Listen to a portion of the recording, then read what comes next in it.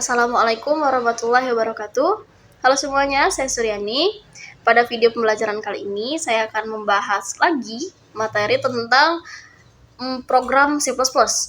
Jadi pada kali ini, saya masih berkutat di fungsi perulangan pada bahasa pemrograman C++ ini. Tapi yang akan saya bahas kali ini adalah untuk mencari KPK dan FPB menggunakan bahasa pemrograman C++ dan juga fungsi perulangan. Kita akan langsung saja ke materinya. Seperti biasa, kita akan membahas dulu flowchart dari project mencari KPK dan FPB ini.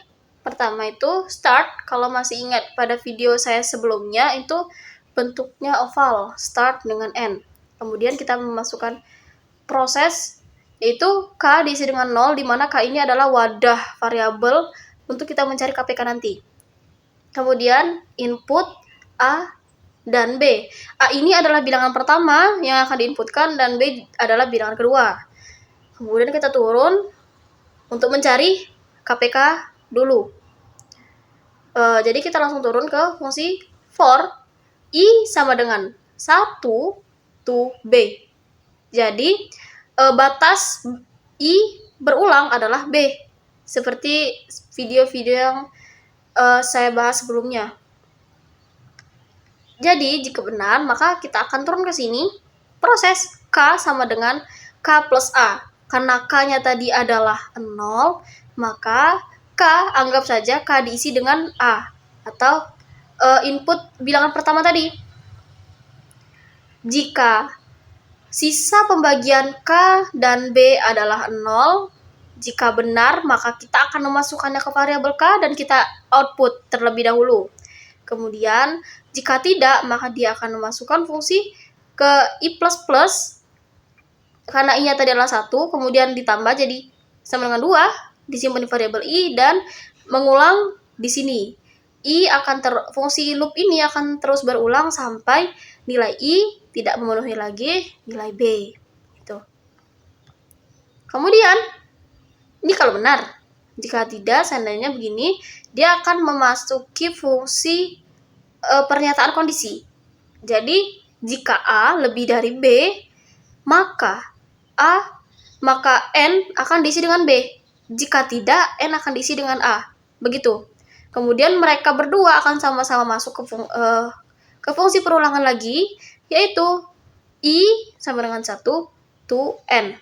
Nah, jadi batas perulangan yang satu ini adalah N, di mana N ini akan tergantung dengan hasil dari inputan tadi. Jika A lebih dari B, maka batasnya adalah B. Jika A kurang dari B, maka batasnya adalah A.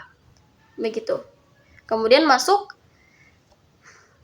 jika hasil bagi A dan I itu sisanya adalah 0 dan sisa bagi B dan I itu adalah 0 juga. Jika benar, F, di mana variabel F ini tempat kita menampung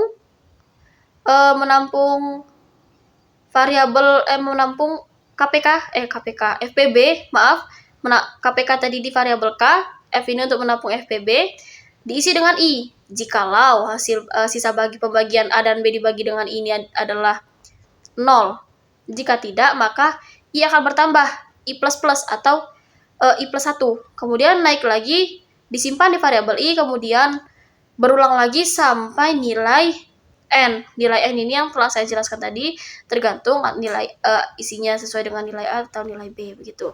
Kemudian jika sudah memenuhi, maka dia akan menyimpan di variabel F, di mana F itu adalah FPB-nya, kemudian dicetak variabel F, dan mengakhiri program, di mana KPK tadi sudah dicetak terlebih dahulu. Begitu alurnya, kemudian N. Nah, ini adalah flowchart-nya untuk program mencari KPK dan FPB. Untuk pseudocode-nya, seperti biasa, kita jelasin pseudocode. Kalau masih ingat, pseudocode ini adalah campuran bahasa Pascal dan juga bahasa manusia. Digunakan untuk memudahkan pembuatan program tentunya. Kemudian, langsung saja masuk pendeklarasian variabel, yaitu kita masukkan variabel N, A, B, I, K, dan juga F, di mana variabel ini adalah wadah untuk menampung angka-angka yang akan kita operasikan nanti. Kemudian kita mulai langsung di begin, kemudian K diisi dengan 0, input A dan juga input B, read A dan read B, kemudian masuk ke operasi for I to B, perulangan I sampai ke B, jadi batasnya adalah B. Kemudian jika perulangan ini masih berlaku, maka dia akan melakukan operasi K diisi dengan K plus A, begitu. Kemudian jika nilai I tadi tidak memenuhi lagi B, saat nilainya B ini sudah kurang dari I, maka dia akan keluar dari perulangan for. Dia akan langsung masuk ke if ini, fungsi pernyataan kondisi. Jadi K modulo B sama dengan 0 jika hasil bagi atau sisa pembagian K dan juga B adalah 0, maka cetak K, write K. Kemudian jika A lebih dari B, maka N diisi dengan B. Jika tidak, N diisi dengan A. Nah, saya ingin jelaskan sedikit mengenai fungsi pernyataan kondisi. Jika mengapa saya tidak tuliskan if else atau else if di sini, karena if kedua ini sama-sama akan dioperasi kedua-duanya. Kemudian kita langsung masuk ke fungsi perulangan for, itu I to N. Kemudian batasnya ini adalah N. Jika sisa pembagian A dan I itu adalah 0 dan pembagian B dan I adalah 0, maka F diisi dengan I. Kemudian fungsi ini akan terus berlanjut sampai I tidak lagi memenuhi kondisi atau I sudah lebih dari N yang kita masukkan sebagai batas. Kemudian jika sudah begitu, maka akan keluar dari fungsi perulangan for, maka akan write F atau cetak F, kemudian akhiri program. Untuk program C++ sendiri, seperti biasa kita akan memasukkan include IOStream sebagai header, kemudian using namespace std ini sebagai pemanggil library, kemudian in main fungsi utama. Seperti biasa, kurung awal buka ini adalah memulai program. Kemudian kita deklarasikan tipe data dari variabel yang kita gunakan, yaitu integer N, A, B, I, F, dan K, atau K dan F gitu. Kemudian K diisi dengan 0. Cout masukkan bilangan pertama, diminta memasukkan bilangan pertama, maka akan di input disimpan dalam variabel A. Kemudian minta bilangan kedua, kemudian disimpan di variabel B, lakukan perulangan. I diisi sama dengan 1, I kurang dari sama dengan B, I plus plus. I sama dengan 1. Apakah I kurang dari B? Seandainya B-nya adalah 2, iya, maka lakukan ini, K sama dengan K plus A. Karena K-nya tadi adalah 0, anggap saja K diisi dengan variabel A, begitu. Kemudian, jika K dibagi B dan modulusnya adalah 0, maka cout KPK sama dengan K, begitu.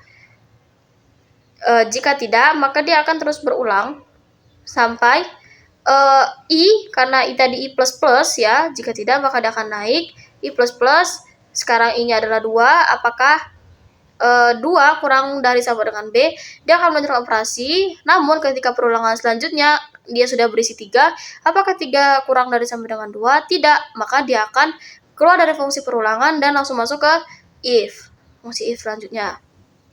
Kemudian jika A lebih dari B, N diisi dengan B, N sama dengan B. Jika tidak, N diisi dengan A.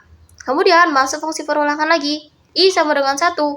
I kurang dari sama dengan N yang kita jadikan batas tergantung dari input yang akan dimasukkan nanti. Kemudian I plus plus. Kita masukkan fungsi perulangan.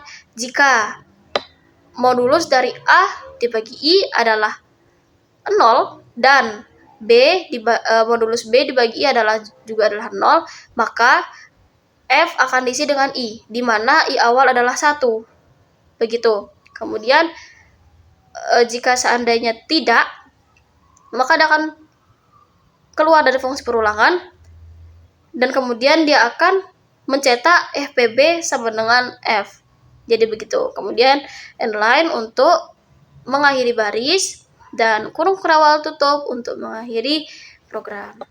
Mungkin sekian yang dapat saya sampaikan. Kurang lebihnya saya mohon maaf. Mengingat saya juga masih dalam proses belajar. Akhir kata, wassalamualaikum warahmatullahi wabarakatuh.